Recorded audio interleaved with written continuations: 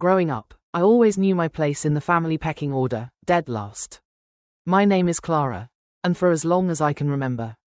My older sister, Vivian, was the household superstar, while I was just there. I still remember the kitchen table moment when I was 7, proudly showing Mom my perfect spelling test. She barely looked up, her focus glued to Vivian's college applications sprawled across the table. That's nice, honey, she murmured, already flipping through another draft of Vivian's essay. Now, Vivian, what if we rephrase this section about your volunteer work? It'll really make you stand out. Vivian was 10 years older than me, and by the time I could form memories, she was already collecting accolades like kids collected trading cards.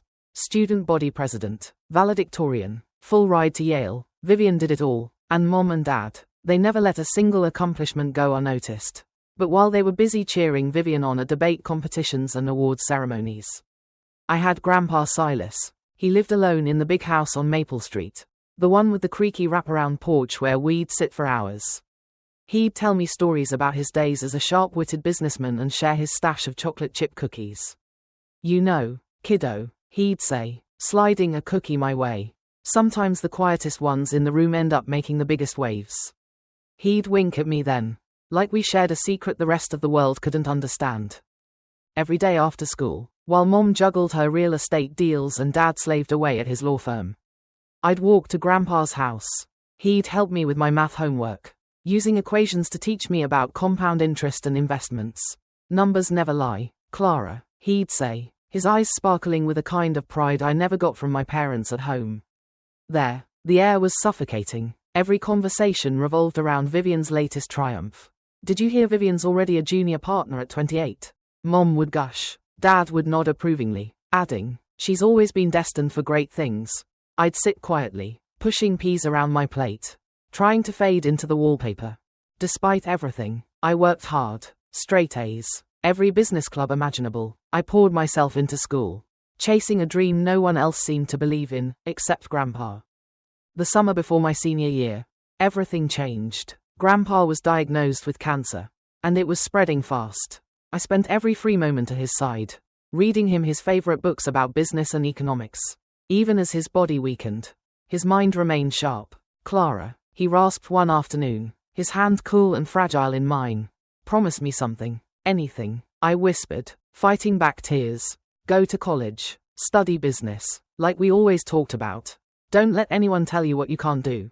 I promise, I choked out. I'd already started looking at schools. State University has an amazing business program. He smiled weakly, his eyes full of pride. That's my girl, and remember, what the numbers never do. They never lie, I said, managing a small smile. 2 weeks later, he was gone. The funeral was a blur of black dresses and hollow condolences. Vivian flew in from New York, making sure everyone knew how much she'd sacrificed to be there. Mom fussed over Vivian's travel arrangements more than she mourned Grandpa. I threw myself into my college applications, determined to honor my promise. When my acceptance letter to State University's business program arrived, I felt like I could finally breathe. I rushed into the kitchen that evening, practically bursting with excitement. Mom, Dad, I got in. State University's business program accepted me. Silence. Mom and Dad exchanged a glance. One of those loaded looks that always meant bad news. Vivian, seated at the table with them, didn't even glance up from her phone. Honey, Mom started, in her saccharine voice, we need to talk about college. Dad cleared his throat, avoiding my eyes. Your college fund, well, it's gone. What? I asked, my voice shaking. Mom shifted uncomfortably. We gave it to Vivian. For her wedding. I blinked. You what? My college fund? Grandpa's college fund. You gave it to Vivian? Don't be dramatic, Clara, Mom said, waving me off. Vivian's marrying James, the investment banker. Remember, they needed help with the venue and a house down payment. You'll figure something out. You're good with numbers. Besides, Vivian chimed in with a smile that wasn't even apologetic. You can be my maid of honor. Clara, isn't that better than some boring business degree? I fled to my room. The acceptance letter crumpled in my hands, tears blurring my vision. Downstairs, I could still hear them chatting about wedding venues and centerpieces, as if they hadn't just crushed my dreams. That night, I lay awake, Grandpa's words echoing in my mind. Numbers never lie. There was something I was forgetting. Something important. Then it hit me. 2 weeks before he passed, Grandpa had shown me his office. The old oak desk, the keys, the false bottom in the drawer. Just in case, he'd said with a knowing smile. The next morning, I drove to Grandpa's house, clutching the spare key he'd given me. The house felt eerily quiet, as though it had been holding its breath for this moment. I made my way to his office and opened the drawer, my fingers finding the hidden latch. Inside was a single envelope with my name on it. As I held it, trembling, I couldn't have known that Grandpa's final lesson about numbers was about to change everything. With trembling hands, I opened the envelope from Grandpa's desk. Inside was a single sheet of paper, his familiar, precise handwriting filling the page. My dearest Clara, it began, if you're reading this, it means you've remembered our lessons. Numbers never lie, and neither did my faith in you. For years, I've watched your parents elevate Vivian and disregard your dreams. That ends now. What they don't know, what no one knows except my lawyer, is that I've built something extraordinary during my years in business. The house you're standing in is only a small piece of it. I've established a trust fund, Clara, one that dwarfs your old college fund. Everything I have, I'm leaving to you. The details are with my lawyer, Arthur Bennett. His card is attached to this letter. He'll explain everything, but here's the short version. You are now the owner of Maple Street Investment Group and all its holdings. Your parents will receive the standard inheritance. As expected, a modest portion of my liquid assets. They will never know about the company or its portfolio. Unless you choose to tell them. I've ensured that. Use it wisely. Get your degree. Build the future you deserve. And remember, numbers never lie. All my love, Grandpa Silas. P.S. The combination to my wall safe is your birthday. Inside, you'll find something else I left for you. I read the letter 3 times. My hands trembling more with each pass. Could this be real? Then I heard Grandpa's voice in my head. Numbers never lie. Behind Grandpa's favorite painting of the New York Stock Exchange, I found the safe. The lock clicked open, and inside was another envelope, stuffed with documents, deeds, bank statements, company ledgers. Maple Street Investment Group wasn't just some small business, it was a multi-million-dollar corporation, with properties and investments spanning 3 states. And according to these papers, I owned all of it. The next morning, I called Arthur Bennett's office. His secretary put me through immediately. When I mentioned my name, Miss Clara, he greeted me warmly. I've been expecting you. Your grandfather spoke highly of you. Can we meet this afternoon? Hours later, sitting in Mr. Bennett's office, the reality of it all sank in. The trust fund, including all investments, is worth approximately $47 million. He explained. Your grandfather structured everything to ensure your complete control. The will your parents saw is only partial. The rest was transferred to you directly before his passing. Walking out of the office, I felt a strength I'd never known. My phone buzzed, a text from Mom. Don't forget Vivian's wedding planning dinner tonight. We need to finalize your maid of honor duties. I smiled. Tonight, we had much to discuss. That evening, I arrived at the dining room to find my family deep in conversation about floral arrangements. Finally, Mom said, without looking up, we've been waiting. Vivian needs to decide. Actually, I said, setting my bag down, I have something more important to discuss. Dad sighed, already defensive. Clara, we've been over this. The money went to Vivian's wedding. It's what's best for the family. Best for the family, I repeated, pulling out the trust documents and my state university acceptance letter. Like stealing my future was best for the family. Dad's expression darkened. What's this about? I spread the documents across the table. Maple Street Investment Group, Grandpa's company. It's worth millions. He left it to me. Mom's face turned ghostly pale. Vivian dropped her pen. Even James looked unsettled. This can't be right, Dad stammered, flipping through the papers. Oh, it's right, I said. Grandpa taught me well, and now I'm going to college. On my terms. The days of being your afterthought are over. Vivian tried for her usual charm. Clara, you'll still help with the wedding, right? I mean, we're family. I laughed. Family? You mean the family that stole my college fund? Find someone else to finance your dream wedding. Maybe James can manage with his investment banker salary. Dad stood, his voice stern now. Clara, don't do anything rash. I cut him off. Rash? Like giving away my future to pay for Vivian's second house? Don't worry, I won't make your mistakes. I'll build something real, something Grandpa would be proud of. I gathered the papers and turned to leave.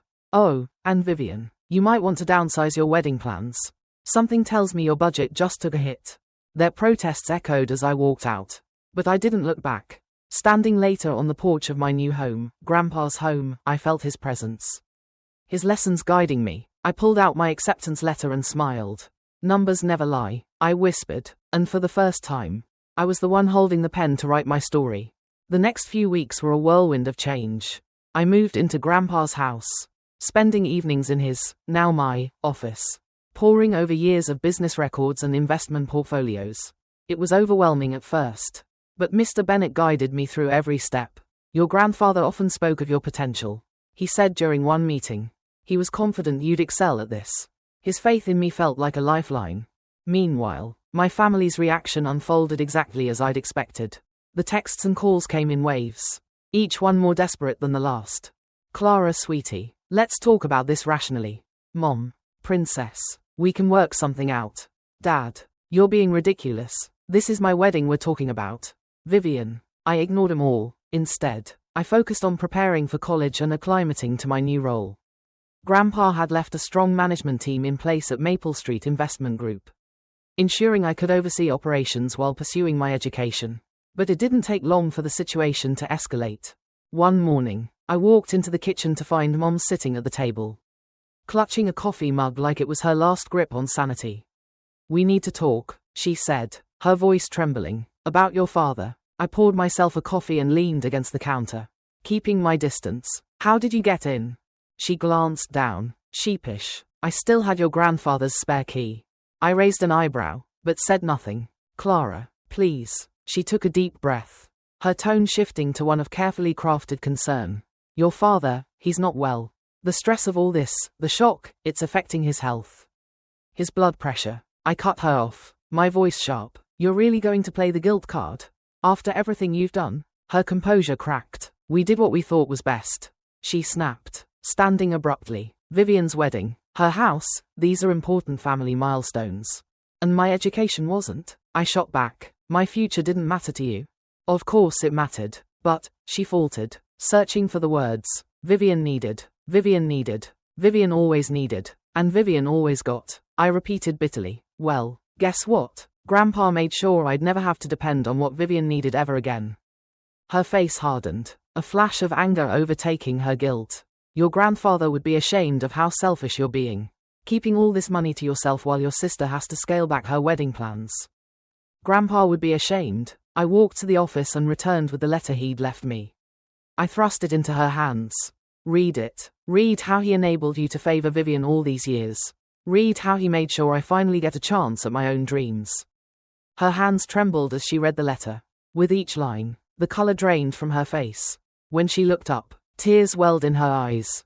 Clara, we never meant. Get out, I said quietly, but firmly, and leave the key. Her hand lingered on the table as she set the key down. We're still your family. Family. I gestured to the door. Family doesn't steal from each other. Family doesn't dismiss dreams. Family doesn't play favorites for decades and then cry foul when the tables turn. After she left, I called a locksmith to change all the locks. Then I called Mr. Bennett. Can they challenge the will? I asked. Your grandfather was thorough. He assured me. The trust is ironclad. It was established and transferred while he was alive. They have no legal recourse. That evening, a text from James, Vivian's fiancé, appeared on my phone. Can we meet? Just us. There's something you need to know. Against my better judgment, I agreed. We met at a downtown coffee shop. James looked deeply uncomfortable as he slid a stack of papers across the table. Vivian's been lying, he said, his voice low, about the house, the wedding, everything. I frowned, flipping through the papers, bank statements, savings accounts. What is this? They never needed your college fund. He admitted, we had more than enough saved. Vivian, she just didn't want you to go to college. She was afraid you'd outshine her. A cold, bitter anger surged through me. Why are you telling me this? James hesitated, then sighed. Because I can't marry someone like that. I called off the wedding this morning.